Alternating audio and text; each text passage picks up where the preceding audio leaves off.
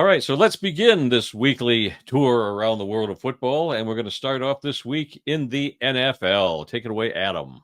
That's right. Week 5 in the NFL, guys.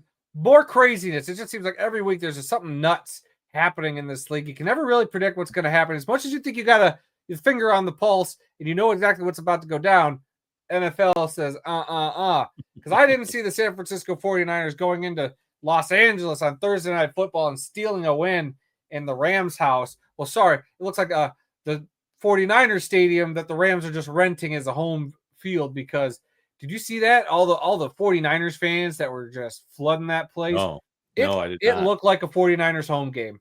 If you go Wow. and you watch some of that video, it's ridiculous. I don't know how those LA teams are doing it. You've always talked about how LA is a bad market because they don't really have a fan base there. And those fans are so wishy-washy. They'll sell their tickets to whoever. And it allowed 49ers Nation to show up and literally make probably a big difference in that game. But kudos to San Francisco behind Mac Jones at quarterback for the injured Brock Purdy, who looked great. Mac Jones has looked pretty good. And the Niners getting a very good win against a very good Los Angeles Rams team. Then we jump over to the Sunday slate of games, which started in the wee hours of the morning here on the East Coast. I'd hate to have been Dylan Gabriel's parents out there in Hawaii, where apparently this game started at 3 in the morning, or because it started at 9 in the morning for us. So, yeah, it would have been 3 in the morning out in Hawaii, where his family is. But I watched this game. I worked on Sunday, but I was able to have my phone out, and I watched this entire game as the Minnesota Vikings defeat the Cleveland Browns 21-17. Not a great game. Very defensive game for the most part. Cleveland kind of hung around, but it wasn't until the last minute or so that Carson Wentz and the Vikings put together a nice drive there to kind of close things up and not give the Browns a chance to make any sort of comeback there at the end of the game. So the Browns still going to Browns, and we'll talk about the Browns some more in a little bit. And so then we're going to jump over the normal slate of games. The Houston Texans throttled the Lamar Jackson-less Baltimore Ravens 44-10 in that one. And boy, I didn't see that come. I thought the Ravens would lose. I think we all picked the Texans, if I remember correctly. We just figured without Lamar, it would probably go the Texans' way, but not like that. I wouldn't have guessed the beat down like that in Baltimore, nonetheless. The Miami Dolphins let a game slip through their fingers as the Carolina Panthers come out with a 27-24 win. Miami was up in this one for a while, and Carolina was just able to piece things together, took advantage of a really bad Miami defense, and got the win there. Very surprising win for the Panthers. Good for them. You know, they've gone through a lot lately. I don't know if you heard about the Panthers podcast that shut down because they said their team is too dang bad and they're tired of putting in the energy for a team that's not doing the same. I had not heard that. No. I forget what it was called. I forget. Yeah, there's a podcast for the Panthers. Yeah, like a fan podcast. And they've been doing it for a while and just decided, nope, we're done. We can't do this anymore. And shut it down. That's how what I figured was going to happen to you and me. We're just going to be like, I can't take Randy anymore. Randy can't take me anymore. We're shutting this whole thing down. I say that after every show. Yep, and we come back every week begging for more. All right. The Indianapolis Colts proved that they might be legit with a 40-. You played the Raiders, so I don't know how legit it is, but the Colts are a scary team to keep an eye on. They beat the Raiders 40-6 in this one. And the only little news story from this that I really have is a broadcaster that was supposed to do this game. I'm sure everybody's heard it by now. It's been all over social media. Is Mark Sanchez was supposed to do the broadcast for Fox and ended up getting into some sort of altercation in the wee hours of Saturday morning, Friday night, whatever you want to call it. And got everything that came out at first. I don't know if you were watching this or paying attention to this, but for me in real time, it was, oh crap, Mark Sanchez is in the hospital for getting stabbed last night. That sucks. Then fast forward a couple hours later where it gets updated and and he's getting arrested. Like, what?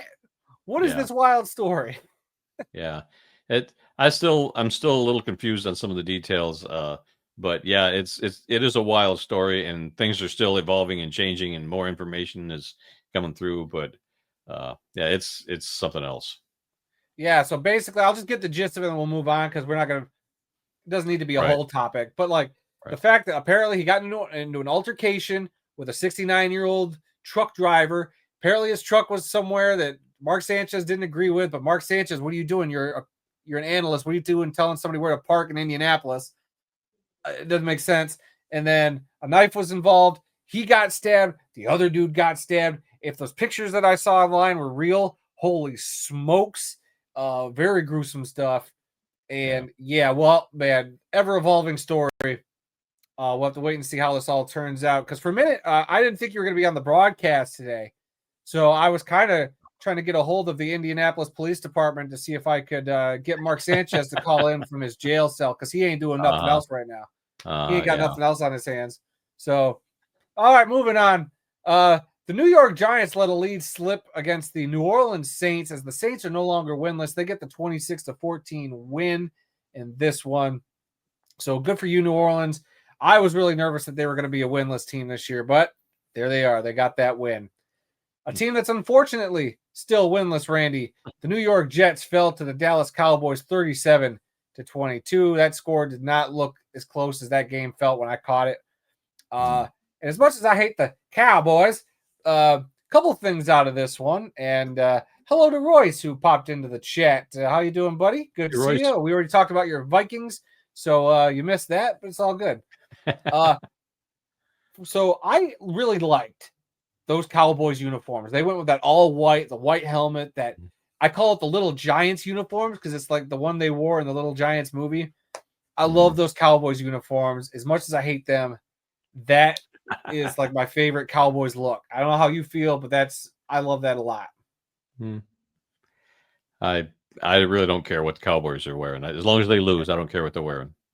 Well, they won, and the Jets wore their all-black uniforms, which I am not a fan of.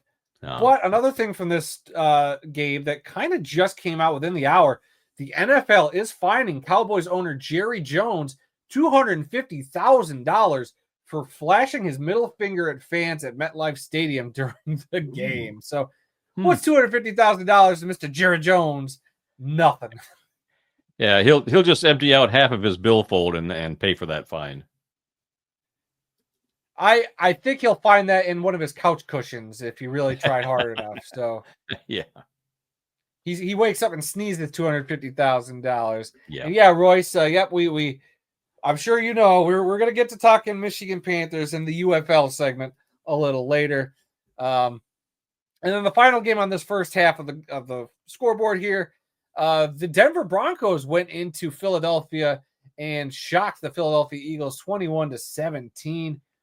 This was a game that I had a feeling maybe Denver would give them a run for their money. And they did. Denver was down like 17-3 at one point. I turned the game off. I was like, well, Philly seems like they got this one, but not so fast, my friends, as Lee Corso would say. The Broncos came back and looked mighty good doing it. So the Broncos might be one of the sneaky good teams. They just haven't really shown it in full yet this season. They lost a couple of heartbreakers, but I think they said they've lost their combined games by a total of 4 points. And then they beat the Super Bowl champs. Oh. We might have to keep an eye on the Denver Broncos. That might be the team to look out for. Anything else to add from this first slate of games before we move on? No. All right. Moving on to the back half of the schedule. The Tennessee Titans picked up their first win in super bizarre fashion as they defeat the Arizona Cardinals 22-21. Did you catch any of this game? No, I did not. Not this particular game, no.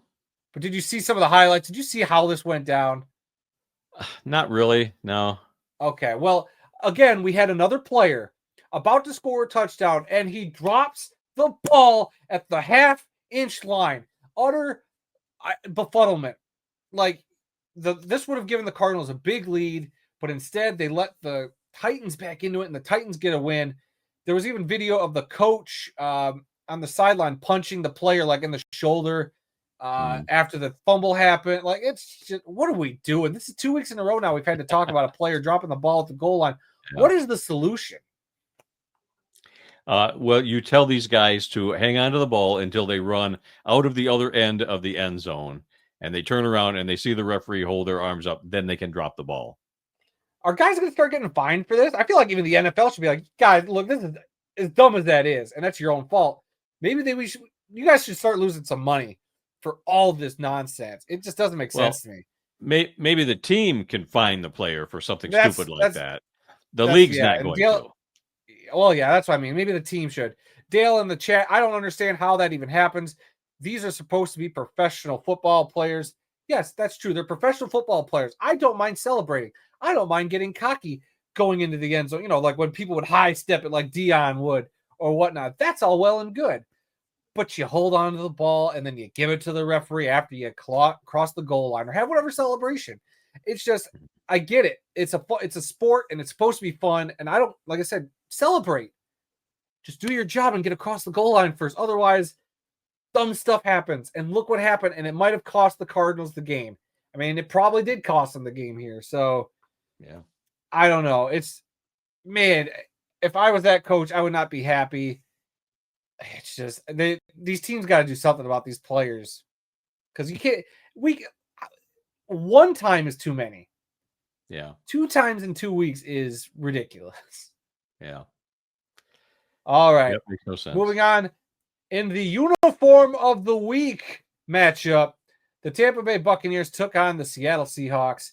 Both of these teams donning their glorious throwback uniforms to honor both teams' 50th anniversaries in the NFL. The Buccaneers wearing the Bucko, what do they call him? Bucko Bruce? Um, I forget the name. They have a name for it. something the pirate, I think. I'm not sure. I'm sure somebody in the chat will correct me. And the Seahawks wearing their uniforms from, I call it the Warren Moon days, is what I always think of when I see those. And boy, and so not only is it rare that we get a great uniform matchup like this, we got probably the game of the week as well. These two teams got into a shootout, and for the fourth time this year, Tampa Bay wins a game on like a last-second field goal, which is utterly insane. And I heard about a stat where there's 4 teams in the NFL that have gone into the fourth quarter trailing, and the Buccaneers were one of them, and the other 3 were losing teams like the Saints, the Jets, and Titans. And somehow the Buccaneers are the team that have come out on top with, a 4-1 record. So it's just utterly crazy. But hey, Baker Mayfield, man, and Abeka. Oh gosh, I'm gonna butcher the wide receiver names for the uh, the Buccaneers though, and I should know it because he's on my fantasy roster. Emeka Abuka, yeah, Emeka Egbuka is fantastic. And Royce in the chat, thank you. Yes, Bucko Bruce is correct. So I was right about that Buccaneers one. Okay. So Emeka Ibuka has been absolutely stellar in 5 games in his rookie campaign. This dude's a stud. Looking forward to seeing what he does the rest of the year. Anything else to add from this game? Any memories this brought back to you looking at those old uniforms? Now, I do love the uniforms. You say War and Moon era in Seattle, but Jim Zorn and Steve Largent, the quarterback and the wide receiver, they were the original pair that really set that team on fire in the early days. The Buccaneers, they had can't remember the running back's name, but they had a big running back there in the first couple of years. So yeah, I mean, I love the uniforms, but the modern day helmets, with all the little holes, vent holes here and there, it kind of ruined the look for me with the Seattle helmet. It just didn't look quite like the 1970s style helmet that was just a solid shell. Now they've got all these holes and lines and creases and whatnot on them. Kind of ruins the look, but yeah, you're right. These were the best looking uniforms of the weekend. All right. Now we're going to move on. Our beloved Detroit Lions. Yes, we're not wearing any of their garb right now, but as you can see from Randy's background, my background, I got the Lions stuff back here.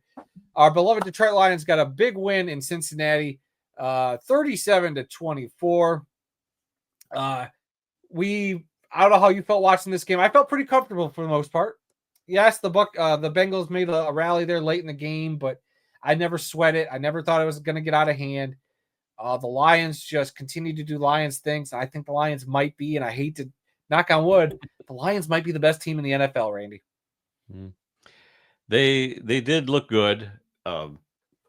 I think they let the Bengals hang around from some of the plays that they made or didn't make, and like I said, yeah, I wasn't too worried, but I did keep thinking, well, they're only like down by 10 points or down by two scores. They get one, and if they can do a three and out, then they're back in it again, and but still, I wasn't too worried about this one. But the Bengals did come to play, and they made a show of it, and then today they got rid of. Well, yeah, we'll get to that. We'll get to the, All the, right, the news story. Don't worry, that's on the all lineup. right, Don't worry. all right. But I didn't get to talk to you during this game. I mean, well, you texted me, and it was No, funny because so during the game I talked about this on my show with Kyle after we recapped the game on Sunday, that my wife's favorite player for the Detroit Lions is linebacker Alex Anzalone. She just loves him. It's it's the kind of hair. become it started like as kind of a joke, but he is slowly molded into her favorite player, and she like follows him on the social media. She loves everything about him. She's like, he's gorgeous. Look at that butt when he's on screen, all that. Now look at the flowing blonde hair. Uh, but during this game, the moment he got the interception, I turned to her after she did her whole, like she did to me. She's cheering. She like fist pumped. She was all about it. I turned to her and I said, Randy's going to text any second now and acknowledge that your boy got an interception. And sure enough, that's exactly what you did. And I grabbed my phone, I turned it toward her. I'm like, right on schedule. I knew she would be going crazy over that if she was even watching the game, and Oh, and she I was. guess she did. You've never seen her like this. Is like we talk about my wife, like her football mode. It Mhm. was like amplified. I mean, I'm not even kidding. You would have been impressed. Yeah, good, good. There you go. Your daughter-in-law really making you proud there. Anything else from this Lions game before we move on? No, no, it was a good game. Love to see him win on the road, but they've got tougher games ahead. That's for sure. That's true. And this is the first time the Lions have beat the Cincinnati Bengals since I was 3 years old, Dad. This is the first time I can ever remember watching the Lions beat the Cincinnati Bengals. And another story, real quick, what we talked about. I'm 30. How old am I? I'm 37. Am I 36? I'm Ooh, 36, going to 37, I think. But there's a lot of Lions firsts the last couple of years. Ever since Dan Campbell came to town, there's been a lot of great firsts. Let me rephrase that because I saw some not so great firsts, when we were 0-16. But Dan Campbell's done a lot to change this culture. They show that lately it's been showing his record as a Lions head coach compared to the 10 years previous, and it's night and day. Dan Campbell's eclipsed the win total of a 10-year span where we went through multiple head coaches that were supposed to be the answer, never were. It's just so awesome to be on this side of things. And then on top of that, having Jared Goff now has played a majority of his career as a Detroit Lion, and he's eclipsed his win record with the Rams, is just awesome to see. yeah. Yeah, well, speaking of the Bengals, we went to a game a few years ago against the Bengals. The Bengals came to Detroit, and we were at that game. And I don't remember if that was before Dan Campbell or was that his first It, year? I can't it remember. was. I think that was Campbell's first year. Joe Okay. Burrow was the quarterback, and we got absolutely carved up that day. I remember that. Yes. Yes, and it was a beat down from opening kickoff to the final gun, and this is how I was the entire game. Yeah. And now, how are you this game? Detroit couldn't do anything that last time around, and I just sat there with my arms folded the whole game, going, "What the heck is going on here?" It was terrible. This Yeah, that week, was a tough this one. week I was just like, "Yeah, so what? Whatever. Let them score a touchdown. We'll get that back." Yeah. All right, we'll move on real quick. We got a few more scores to finish up. The Commanders beat the Chargers 27-10. The Sunday night game saw the New England Patriots beat the Buffalo Bills 23-20. The Bills wearing their rivalry uniforms. And even, Dale in the chat, the Bills game was the ugliest. The highlight was when Mike Tirico was talking about the two fans going up the stairs. That's right. Did you see that play? No, Josh no. Allen. Josh Allen threw a football. It went out of bounds, and a fan caught it, and the dude just took off running. It was like the first quarter. The dude just booking it out of the stadium because it's not like arena football where you catch the ball, you get to keep it. Even though Right, AF1, there was right. some conflicting reports about being able to keep a ball in that league this year. Like that, but normally you get to keep the ball, but there in the NFL they make you give that that thing back, and that dude just Yeah. took off out of the stadium. It's pretty good. I thought those uniforms were the worst for Buffalo. Yeah, they're Those bad. white I things do with the not like them. silver, awful, just awful. Don't ever wear those again. They it was just if you watch my video, they miss having a red accent in there somewhere. It was totally absent of their red. If they would have just had some red accent in there, it might have made it pop, made it a little cleaner. They could have still kind of kept the majority of the look, but I just feel like it didn't feel like the Bills. I get it's an alternate ice version or whatever they called it, cold front uniform or whatever, but it just lacked a lot. And my helmet ranking friend Royce from Viking Wax Press comments: the Bills helmets caused the loss. Team morale was at a season low wearing those ugly domes. That's a grade A comment, Royce. I wish I could give you like points for that. They'll be imaginary. Gold, I love that. give him That's a a great. gold star. He'll like that. Yeah, gold star for Royce there. Dale, I agree. Those uniforms are terrible, terrible, and I'm a Buffalo fan. Yeah. And then let's talk about some good uniforms because on Monday night, the Jacksonville Jaguars, and I didn't change their graphic because I didn't realize that they were going to wear them. Jacksonville wearing their 1995 uniforms. I don't know what they call them, the Prowl uniforms or what the name is for that. And yeah, there, take your gold star, Royce. But the Jags looked great. I love those Jags uniforms so much. And they came out. They played a really tough game against the Chiefs. They beat the Chiefs 31-28. I thought the Chiefs still looked really good though. I was watching this game like, man, Patrick Mahomes can pretty much do no wrong. I go to bed and find out he throws a 99-yard interception return for a touchdown, and the Jags get a incredible touchdown where Trevor Lawrence practically like falls on his face. One thing that I don't think enough people are talking about is early in the game, I want to say it was the first touchdown for the Chiefs, when Patrick Mahomes told the referee to pick up a flag, and the referees did it. I didn't Makes me see. kind of nervous going into the Lions Chiefs game next weekend. Did you see Uh, that play? no, I did not. I saw like Oh, the second half of the game, and I was awake watching that final play when the Jacksonville scored that touchdown. That was an yeah. incredible play. But no, I didn't see that one that you were talking about. Early in the game, yeah, it was like a 1-yard touchdown pass to Travis Kelce, and it was kind of a pick play. It did kind of look like a bad pick or could have been a pass interference kind of play on the offense. But Mahomes goes over there, starts screaming at the referee like, it's within a yard, and that counts, and blah, blah, blah. And the refs talked about it. And sure enough, okay, Mr. Mahomes, we're going to pick up the flag and put it back. It's a touchdown. Like, my Lord, on display for the whole world to see. But Do you think that Taylor Swift is going to be at next week's game against the Lions? It's Sunday Night Football. It's national TV. She likes to show up when it's on national TV, so I'm saying yes. Taylor Swift and that game, I think that's going to happen. Yeah, I think so too. We'll wait and see. I mean, she wants to see the best team in the NFL play, right? And the Chiefs will just Right. happen to be there. So Yeah, the best team in the NFL will be playing her Chiefs. Yeah. and then on bye this week, the Falcons, Bears, Packers, and Steelers. I always think week 5 just feels weird to start having the byes. It actually feels so early for some of these Yeah, it teams. is. And then another comment from Dale in the chat. Actually, my home should have got a 15. Mahomes should have got a 15-yard penalty for unsportsmanlike conduct.